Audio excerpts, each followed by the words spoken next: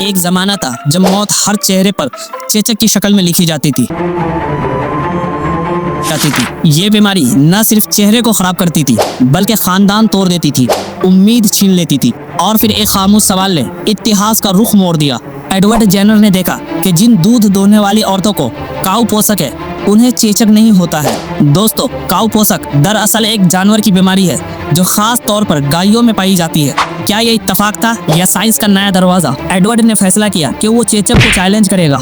1796 में एक छोटे से बच्चे को काऊ पोषक का टीका लगाया गया और फिर इंतजार किया गया कि ये जिस्म चेचक के खिलाफ खड़ा रह पाएगा या नहीं। कुछ दिन बाद वही हुआ जो चेचक को करना था। आखिरकार चेचक ने आकर हमला किया और वो जिस्म डट गया।